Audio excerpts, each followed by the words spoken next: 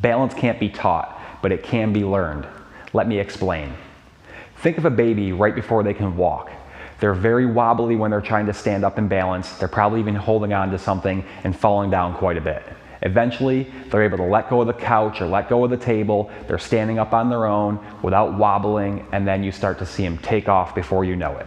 It's the same thing with handstands. The only difference is, as an adult, you've been standing on your feet your entire life. You don't even think about it. We can get there with handstands, and it's very, very similar, because the same way we use our feet and our toes to balance, we're going to use our hands and our fingertips. And I'm going to show you the secrets to using your fingers to help you balance for as long as you want and have as much fun on your hands as you possibly can. Let's get to it. First, I want to show you how much of your toes are actually involved when you're standing on the ground. So we're going to start out with our feet about hips distance, hands by the side, body in a nice straight line. So engage your core, squeeze your glutes, just like this. You'll notice that your weight is maybe in the ball of your foot and maybe a little bit in the heel of your foot, so the back of your foot. What we're going to do here is we're going to transfer that weight from the ball of the foot into the toes and then come back. You're going to notice that when you shift forward, you kind of press your toes into the floor and maybe even like bunch them up. Maybe you like press them down and pull them towards you a little bit just to kind of grab the floor and keep that connection. That's going to allow you to push back as much as you need to, right? Let's just do one more. Stand up nice and tall, shift forward, and come back. If you really want to mess around and have some fun, shift forward as much as you can. Notice that your heels come off the ground and you're just barely able to come back. Okay, that is very relatable, because in a handstand, your fingertips are going to be very active and pushed into the floor just like your toes were. Next, I'm going to teach you how to create a strong foundation between your hand and the floor. The same way that the roots to a tree are the strong foundation into the ground, we're going to make sure that our hand is creating that strong foundation to build from the ground up. So you're going to notice here we're going to think of our forearms being the trunk to a tree and our fingertips being the roots. So we want to ground our fingertips into the floor as best we can. You're going to notice when you plant your hands, you may feel like your weight is in the palm of your hands. So if I take my opposite hand and I lift my fingers or try to lift my fingers off the ground, it's very easy. I want to make an adjustment and shift my shoulders forward and start to feel the weight in this first row of knuckles here. I should even start to feel the weight in my fingertips. If I need to lean forward more, I can. From here, you're going to notice I'm going to try and lift my fingertips off the ground. They can't move.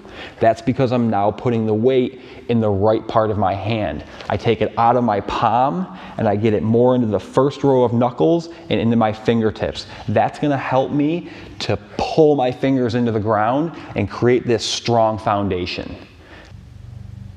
Next, I'm going to show you how to use the wall for balance. We're going to do this by having our stomach facing the wall.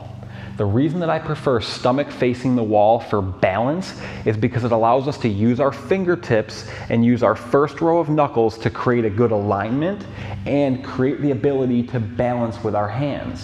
When you go back to wall doing your handstands, you're always going to have the weight in your palms when you try to come off of the wall. Now, don't get me wrong, kicking up to the wall with your back to the wall is a phenomenal drill to help you get used to kicking up and overcoming that fear of kicking too far. If you don't have a spotter, which is the best way to practice a handstand, then a wall is the next best thing. But don't get caught up on this wall doing back-to-wall handstands trying to balance, okay? I'm going to teach you how to use your fingertips as brakes. So when you lean your weight into your fingertips, you can actually control your balance by pushing into the floor. When you go back to wall, you take away the ability to use your fingertips as balance, because when you try to kick your legs off the wall, you end up putting the weight in your palms. I'm going to give you a couple of examples of both, but I'm primarily going to focus on the stomach to wall handstand so you can start to digest how that's done, why it's done, and then implement it on your own.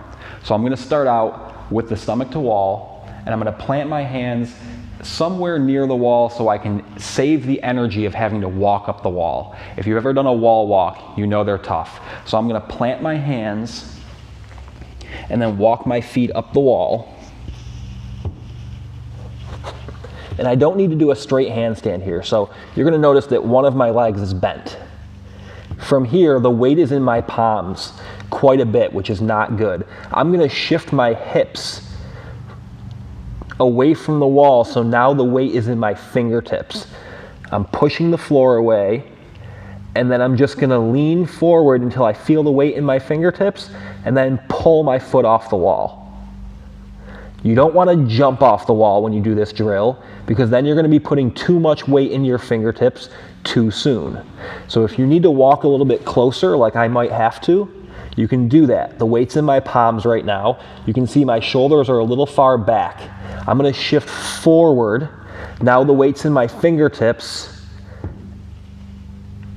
and I can try and find balance here. If I come down, I hit the wall. If I go over, I just half turn out. So the benefit of that is that I can actually mimic the entrance to a handstand every time I shift forward, right? If I'm kicking up into a handstand, or if I'm tucking up into a handstand, the weight is gonna be from my palms to my fingertips, not from my fingertips to my palms, which is what happens when you have a back to wall handstand. You're gonna notice that my shape is gonna be very off, but when I kick off the wall to try to find balance, you may not be able to see it, but the weight is gonna go from being in my fingertips, which is what we want, to being in my palms, which is what we don't want. I'll give you one example.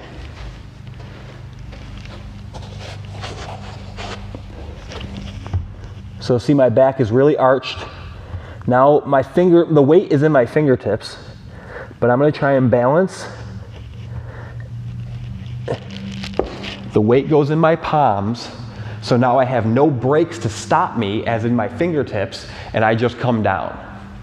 So that's the real reason that I love these stomach to wall handstands, especially when it comes to balance. It keeps a really good shape, but it also mimics a true handstand, and it mimics the entrance of a true handstand. I hope these tips helped. These are some of my favorite drills and exercises for handstands. They're definitely gonna help your balance. If you have any questions, please leave them in the comments below. I'll get right back to you. If this video was helpful, hit that like and subscribe button. I'd love to give you more information on how to make your calisthenics journey better. Have a great workout.